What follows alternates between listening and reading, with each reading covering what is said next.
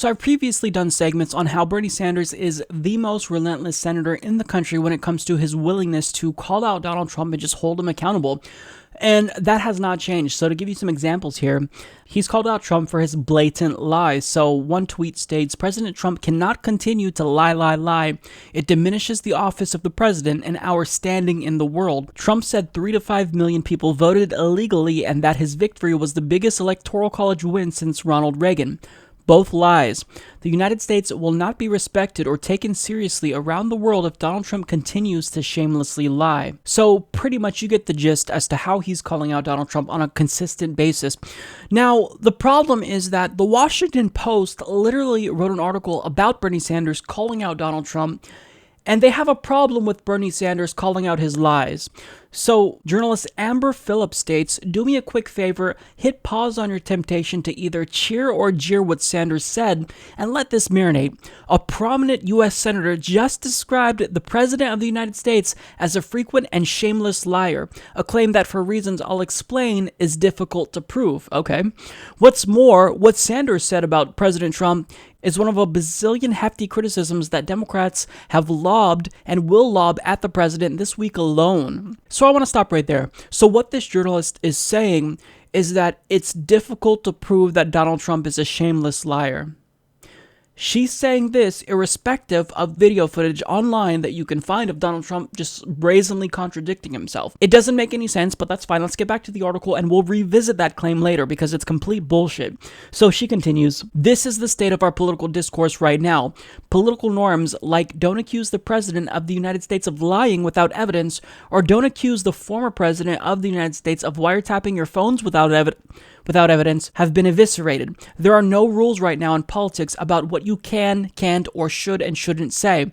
Here's the problem with using the L word in politics, though. To say someone's lying suggests that you know they don't believe what they're saying. It's possible Trump believes the allegations he's making, which seem to have surfaced on a conservative news site one of his top aides used to manage. All of that is why we in the media are careful not to call Trump a liar, but top Democrats like Sanders feel no such hesitation. In their mind, the president has become so unhinged that they have no choice but to accuse him of lying shamelessly. Corrosive effects on political discourse be damned. So her argument is that since Donald Trump might actually believe his own bullshit, well, we can't say that he's lying and we can't prove that he's lying because he doesn't think he's lying. This is one of the weakest arguments I think I've ever heard a journalist make.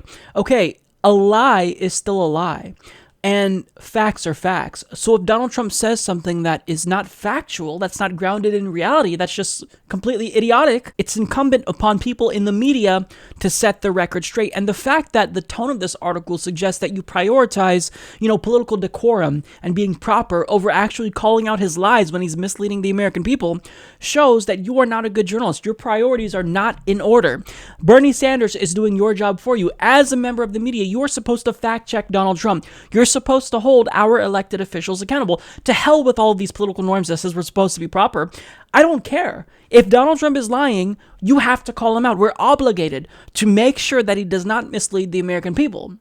But you're more concerned that this is corrosive, it's divisive, the political norms are just more important.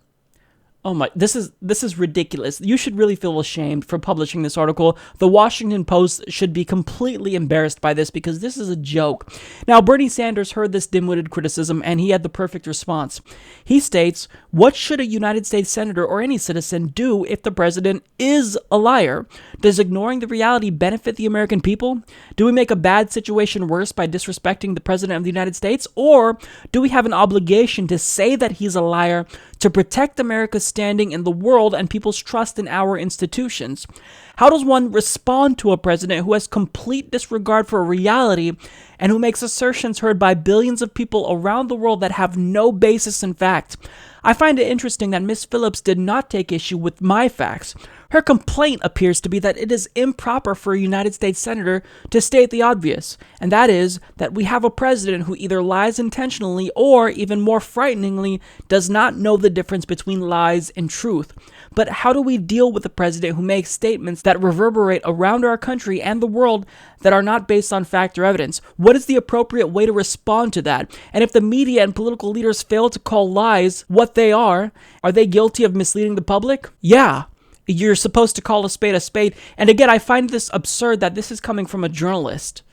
This is complete bullshit. So you're basically arguing for Donald Trump to be able to lie and deceive the American people and do propaganda and go unchecked. Bernie Sanders is not supposed to call Donald Trump a liar because of political norms.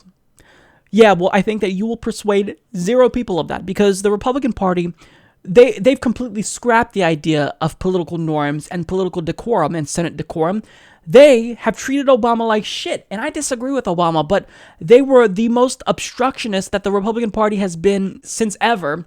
And yet you have the nerve to write about the liberal wing of the country being a corrosive influence on U.S. political discourse by calling out lies.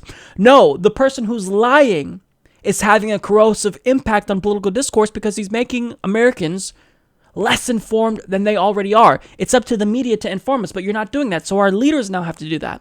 But I mean, I don't know why I'm complaining, because this is the Washington Post. I would expect nothing less from them, because they have no legitimacy in my mind at this point. They have a couple of journalists that do good work, but the fact that they would publish this is so embarrassing, and it reflects poorly upon media in general.